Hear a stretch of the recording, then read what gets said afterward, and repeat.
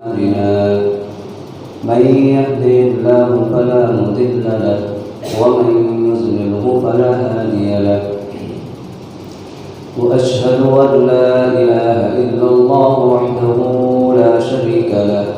وأشهد أن سيدنا وسندنا ونبينا ومولانا محمدا عبده ورسوله صلى الله تعالى عليه وعلى آله وأصحابه وبارك وسلم تسليما كثيرا كثيرا. أما بعد فقد قال الله تبارك وتعالى في القرآن المجيد والفرقان الحميد ومن آياتكم أزواجا لتسكنوا إليها وجعل بينكم مودة ورحمة إن في ذلك لآيات لقوم يتفكرون. قال النبي صلى الله عليه وسلم قال تحابوا تحابوا صدق الله العظيم وصدق رسوله النبي الأمين الكريم ونحن على ذلك من الشاهدين والشاكرين والحمد لله رب العالمين. محترم بزرگوں اور ساتھیوں، پردہ نشین امت مسلمہ،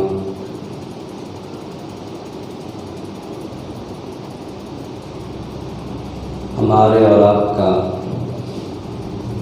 جو معاشرہ ابھی ہے،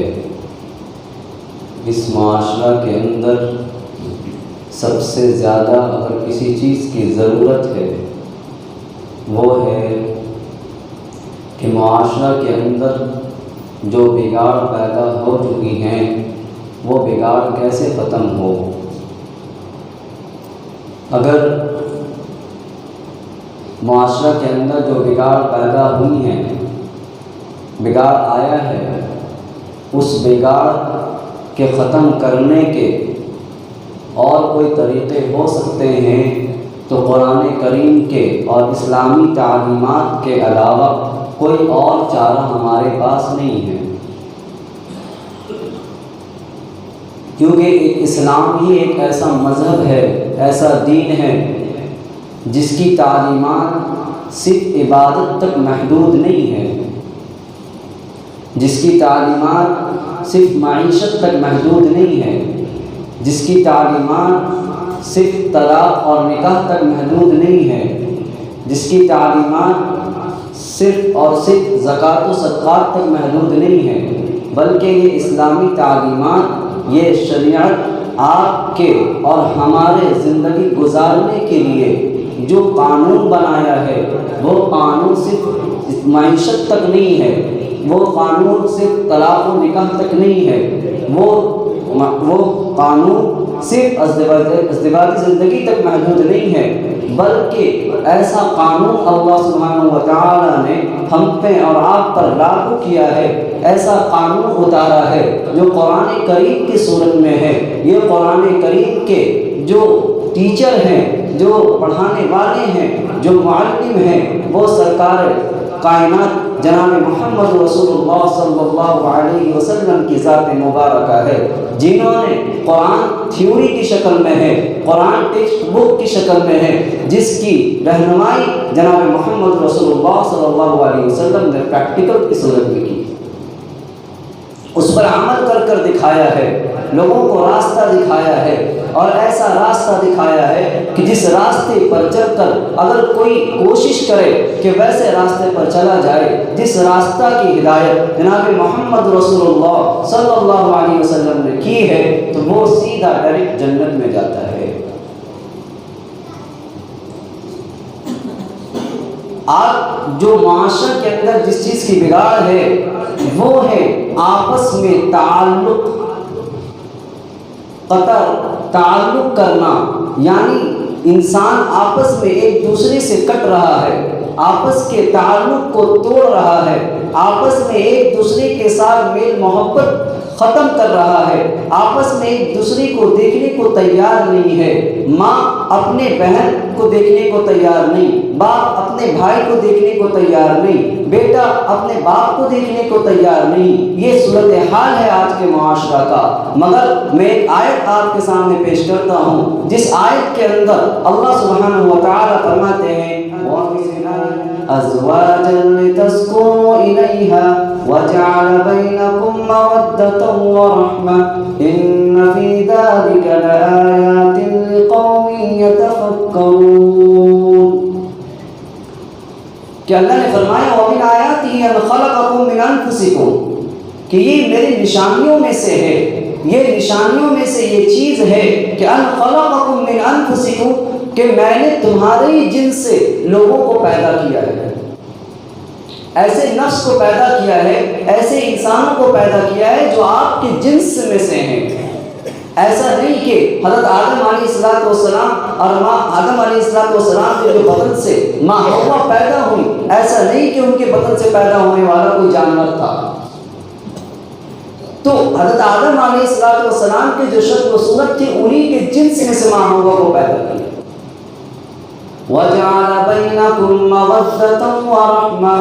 پھر ان کو جو پیدا کیا ہے ان میں کیا کیا، آپس میں ایک دوسرے کی محبت ڈالی، ان کے درمیان محبت کو اور رحمت کو، صلہ رحمی کو اللہ نے پیدا فرمایا۔ إِنَّ فِي ذَلِكَ لَآيَاتٍ لِقَوْمٍ يَتَفَكَّرُونَ، کہ اللہ فرماتے ہیں اگر آپ تھوڑا سا بھی غور فکر کرنے والے ہیں، آپ کے اندر صلاحیت ہے غور فکر کرنے کی، تو اگر آپ غور فکر کریں گے تو اس میں بہت ساری نشانیاں ہیں ان لوگوں کے لیے ہیں جو غور فکر کرنے والے ہیں۔ یہ محبت، یہ رحم دلی، یہ ہے کیا چیز؟ اللہ فرماتے ہیں ہم نے محبت اور رحمت کو یعنی رحم کو پیدا فرمایا ان دونوں کے درمیان، کہ جب یہ دونوں جڑے ہیں، جب یہ جوڑا بنا ہے تو اس میں ماں باپ کا تعلق ہے، بیٹے کا باپ سے تعلق ہے، ماں کا بیٹی سے تعلق ہے، چچا کا بھائی سے تعلق ہے، تمام کے تعلقات جو ہیں، جو یہ خاندان جو ہیں، جو آپس میں ایک دوسرے کے تعلق کو بتاتے ہیں، کوئی کسی کا پوتا ہے، کوئی کسی کا دادا ہے، کوئی کسی کے باپ ہے، کوئی کسی کی ماں ہے، یہ جو تعلق ہے، ماں کا تعلق، باپ کا تعلق، یہ رشتہ داری ہے، یہ اللہ نے فرمایا کہ اس کے درمیان میں ایک ہے محبت، ایک ہے رحم دلی۔ یہ دونوں چیزیں ایسی ہیں کہ ان دونوں میں اللہ سبحانہ و تعالیٰ کی نشانیاں ہیں۔ گویا کہ یہ کوئی الگ سی چیز نہیں ہے کہ کسی کے دل میں کسی کی محبت پیدا ہو جائے، ماں کی محبت کسی کے دل میں زیادہ ہے، باپ کی محبت کسی کے دل میں زیادہ ہے، یہ ہو جائے تو یہ کوئی ایسا نہیں کہ یہ الگ شے ہے، بلکہ اس کے اندر جو اگر کوئی اپنے ماں باپ سے محبت کرتا ہے، بیٹے سے محبت کرتا ہے، بیوی سے محبت کرتا ہے، تو اس کے اندر اللہ سبحانہ و تعالیٰ کی نشانیاں ہیں۔ اللہ سبحانہ و تعالیٰ جب اس انسان کو اللہ نے پیدا فرمایا، اس مخلوق کو اللہ نے پیدا فرمایا، تو حدیث میں آتا ہے، کتابوں کے اندر لکھا ہے کہ یہ جو رشتہ ہے، یہ رشتہ عرش کے پایہ کو پکڑ کر اللہ سبحانہ و تعالیٰ کے سامنے پیش ہو کر یہ عرض کرتا ہے، یہ رشتہ کہ اللہ سبحانہ و تعالیٰ آپ تو یہ مخلوق پیدا فرما رہے ہیں کہ جس کے باپ بھی ہوں گے، کسی کے اس کے بچے بھی ہوں گے، ماں باپ کا تعلق ہوگا، بیٹے کا باپ سے جو تعلق ہوگا، رشتہ داروں کا تعلق ہوگا، پڑوسیوں کا جو تعلق ہوگا، تو لوگ جب بڑھیں گے، جب لوگوں کی کثرت ہوگی تو لوگوں کے اندر ایک تعلق نسبت پیدا ہوں گے، تو رشتہ داری جب آئیں گے تو اللہ سبحانہ و تعالیٰ آپ جو پیدا فرما رہے ہیں، یہ رشتہ کھڑا ہو کر عرض کر رہا ہے کہ یہ لوگ مجھے جو ہے نا میرے حقوق کو بہت پامال کریں گے، میرے حقوق کو بہت پامال کریں گے۔ یہ کون؟ یہ رشتہ، جو رشتہ ہوتا ہے پوتا کا رشتہ، کون ہے بھائی؟ یہ میرا پوتا ہے، یہ رشتہ ہے، یہ میری ماں ہے، یہ کیا؟ یہ رشتہ ہے، یہ میرے والد ہیں، یہ کیا؟ یہ رشتہ ہے، والد کا رشتہ۔ تو یہ جو رشتہ ہوتا ہے، بھتیجا ہے یہ ہے رشتہ، چچا ہے یہ ہے رشتہ، تو یہ رشتہ ہے، یہ رشتہ کھڑا ہو کر اللہ کے دربار میں جب مخلوق کو پیدا اللہ فرما رہے، اس وقت کھڑا ہو کر یہ کہتا ہے کہ آپ جو پیدا فرما رہے ہیں تمام مخلوق کو، اس میں تو ایک رشتہ ہوگا، ایک نسبت ہوگی۔ جب یہ رشتہ ہوگا تو بتائیے یہ لوگ تو باپ والا رشتہ، اس کے جو حقوق ہوں گے وہ اس کو پامال کرے گا، تو گویا کہ رشتہ پامال ہوگا، تو رشتہ بھی ایک شے ہے، رشتہ بھی وہ پامال ہوتے ہیں، یہ بھی اللہ سبحانہ و تعالیٰ کے سامنے عرضی دائر کرتی ہے۔ تو رشتہ کوئی چیز کا نام نہیں ہے، بلکہ رشتہ بھی ایک حیثیت اس کے اندر ہے، یہ بھی ایک شے ہے جو اللہ سبحانہ و تعالیٰ کے سامنے جب مخلوق کو پیدا اللہ فرما لے تو اس وقت یہ عرض کرتا ہے یہ رشتہ کہ اللہ میرے حقوق کو بہت پامال کیا جائے. یعنی اگر میں بھتیجا کے شکل میں ہوں گا تو چچا میرے حقوق کو پامال کریں گے، یا چچا ہوگا تو بھتیجے میرے حقوق کو پامال کریں گے. ماں ہوگی تو ماں بیٹی کا جو ماں بیٹی کا رشتہ ہے تو بیٹی یہ رشتہ جب بیٹی بن کر رہے گا تو بیٹی کی ماں حقوق پامال کریں گے. میاں بیوی کا جو رشتہ ہے یہ شوہر بیوی کے حقوق کو پامال کرے گا، بیوی شوہر کے حقوق کو پامال کریں گے. تو اللہ سبحانہ و تعالیٰ کے سامنے جب یہ عرضیں دائر ہوتی ہیں تو وہ اللہ سبحانہ و تعالیٰ فرماتے ہیں کہ جو بھی تیرا حقوق کو پامال کرے گا میں اس کو ختم کر دوں گا.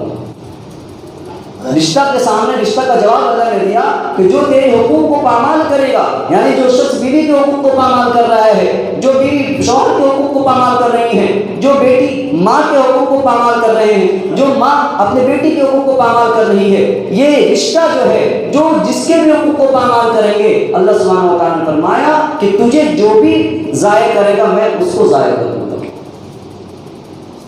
اگر کوئی بیوی کے حقوق کو چھوڑ رہا ہے، اس کے حقوق پورا نہیں کر رہا، تو اگر اس کے حقوق کو پورا نہیں کر رہا اللہ سبحانہ و تعالیٰ ہمیں ضائع کر دیں گے، ہمیں برباد کر دیں گے.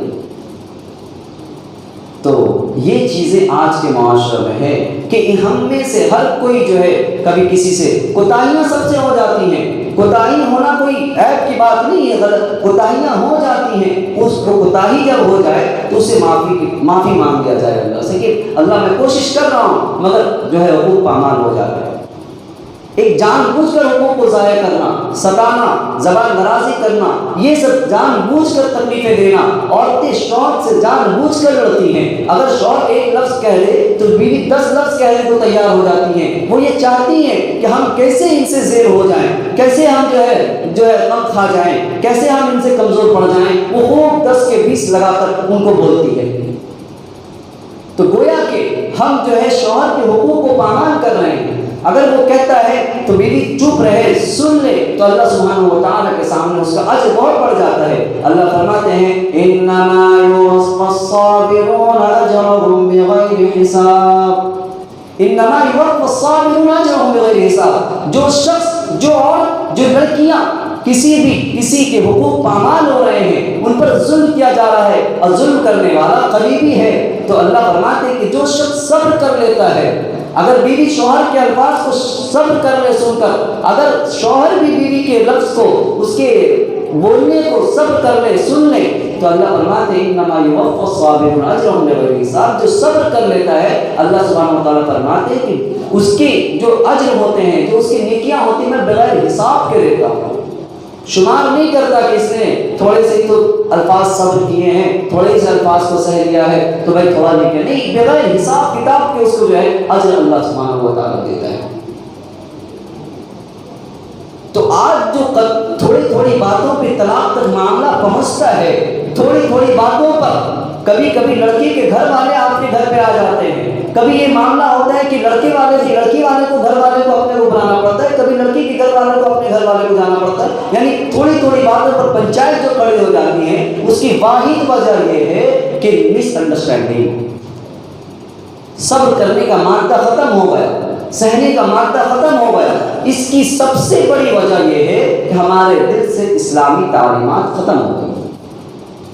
اگر معلوم ہو کہ صبر کرنے پر اللہ بغیر حساب کتاب کی نیکیاں دیتا ہے تو ہم تو انتظار میں رہیں گے کہ بیویاں خوب بولتے رہیں، ہم سنتے رہیں. اصل یہ ہے نا ایمان میں احتساب. کوئی بھی عمل انسان کرے، اگر کسی کی طرف کلامی کو اگر آپ سہ رہے ہیں، اس معنی پر آپ سمجھ رہے ہیں کہ اللہ نے بغیر حساب کتاب کی نیکیاں دے گا، تو یہ سہنا بھی آسان ہو جاتا ہے. معلوم ہی نہیں ہے کہ کچھ ملے گا، تو اب تک یہی معلوم ہے کہ بیوی آج بول رہی ہے، آج چھوڑ دیں گے تو کل سر پر چڑھ جائے گی. یہ کنسیپٹ ہے ہمارے سے. اگر یہ کنسیپٹ ہو جائے کہ بولنے سے ہوتا کیا ہے، اللہ تعالیٰ ہمارے نیکیوں کو بڑھا رہا ہے اور بغیر حساب کتاب کے ہمیں نیکیاں ملے. تو جب یہ ذہن میں رہے تو آسان ہے، ورنہ پھر مشکل ہے. جو عورتیں ہوتی ہیں، اگر کچھ اللہ کے نبی جناب محمد صلی اللہ علیہ وسلم وہ بیویاں جو بیٹیاں ہیں جو بیویاں ہیں وہ سنیں اس چیز کو کہ جناب محمد رسول اللہ صلی اللہ علیہ وسلم نے شوہر یعنی مردوں کا مقام اتنا اوپر کیا کہ جناب محمد صلی اللہ علیہ وسلم نے فرمایا کہ اگر اللہ کے بعد کسی کو سجدہ کرنے کا حکم ہوتا تو وہ بیویوں کو ہوتا کہ وہ اپنے شوہر کے سامنے سجدہ کرے، وہ اپنے شوہروں کے سامنے سجدہ کرے۔ تو یہ مقام ہے، ان کا مرتبہ ہے۔ جناب محمد رسول اللہ صلی اللہ علیہ وسلم نے اس بیویوں کا یعنی ہر چیزوں میں، جب آپ باپ ہیں تو جناب محمد رسول اللہ علیہ وسلم کی سیرت کو دیکھ لیجیے کہ باپ کا حق کیسا ادا کیا ہے۔ آپ اگر بیٹے ہیں تو جناب محمد رسول اللہ علیہ وسلم کے اس طریقے کو دیکھیے جس وقت جناب محمد صلی اللہ علیہ وسلم نے بیٹے کو تربیت دیا ہے، ماں کا کیسا حق پورا کیا ہے۔ ماں انتقال ہو چکی ہے، ماں دنیا سے رخصت فرما چکی ہیں، مگر جناب محمد صلی اللہ علیہ وسلم کی جب عمر بڑھتی ہے تو ماں کی قبروں میں جا کر، ماں کی قبر میں جب جاتے ہیں، ماں کی قبر کو جا کر اپنے ہاتھوں سے چمیٹ لیتے ہیں اور خوب روتے ہیں، اور ان کی جو رضائی ماں ہوتی ہیں ان کے لیے کتنا اکرام اللہ کے نبی صلی اللہ علیہ وسلم نے، جب ان کے عظمت میں، ان کے اعزاز میں کتنے ایسے مواقع آئے جس میں جناب محمد صلی اللہ علیہ وسلم نے ان کی خوب جو ہے اکرام کیا ہے۔